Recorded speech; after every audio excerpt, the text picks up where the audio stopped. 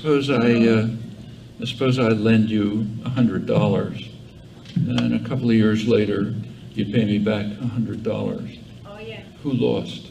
Yeah. Okay. But furthermore, the bailouts are a very small part of the public subsidy. When the business press uses IMF figures to estimate $83 billion a year of subsidy, they're not talking about the bailouts. They're talking about other things, that some of which I mentioned, like cheap credit, access to cheap credit, higher credit ratings, inflated credit ratings, which give you all kind of options, because the credit agencies understand that there's a government insurance policy. These guys are going to be bailed out if they get into trouble, so we can give them higher credit ratings. It also means many other things.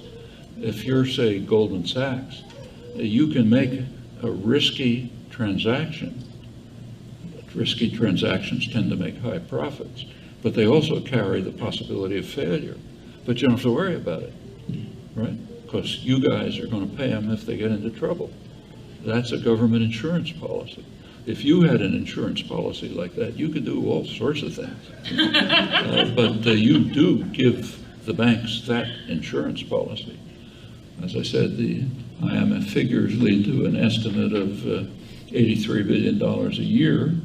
You could argue the details, but something on that order. And they say that's essentially all the profits of the big banks. That has enormous consequences. Like, one of the consequences is what's called systemic risk. There's a risk. If say Goldman Sachs makes a risky transaction and it happens to fail, it might bring down the whole system. We saw that a couple of years ago when Lehman went. It looked like the whole thing was going to collapse. Well, there's a protection against systemic risk, namely you pay for it and guarantee it's not going to happen.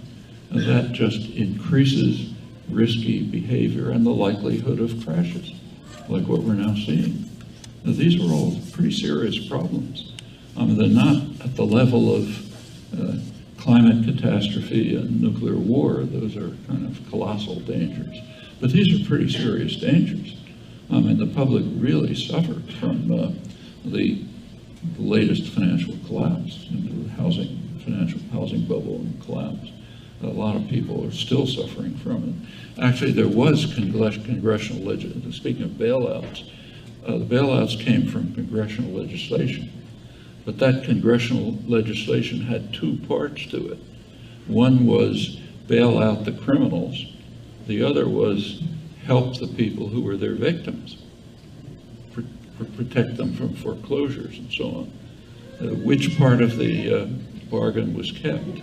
Well, it's not a secret. The Inspector General of the Justice Department, Neil Barofsky, was screaming about it. I wrote a book about it. That's really existing capitalist democracy. That's the way it works. That's its logic. So yeah, they sort of paid back kind of the actual bailout, but that's a joke. And in fact, what's happening now is just mind-boggling. The world's biggest insurance company, AIG, was on the verge of collapse, and the government essentially bought it and bailed it out. Now it's richer than ever. I wasn't just going to knock out AIG. So Goldman Sachs, for example, was heavily involved in risky loans guaranteed by AIG. If AIG went down, Goldman Sachs would go down, and so on across the board. But you guys stepped in and saved it all.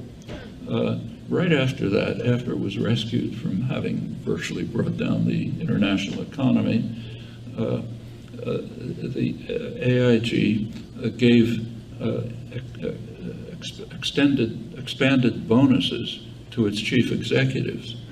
That caused a little bit of controversy. How come after these guys practically destroy the economy and we pay them off, they decide to give themselves bonuses? Larry Summers, former Secretary of the Treasury, Obama's, one of his chief advisors, responded to that saying, well, we just don't have any choice. It's a contractual obligation, and we believe in contractual obligation, so we're just forced to accept it. At the very same time, the state of Illinois was refusing to pay pensions to public service workers because they said they didn't have enough money. Was that a contractual obligation? Not only that, I mean, the workers had already paid for it. When you have a pension, it's because you take lower wages. It's a bargain that's made. But that contractual obligation, which workers already paid for, that one didn't have to be on it. And we're back to the logic of Recht again.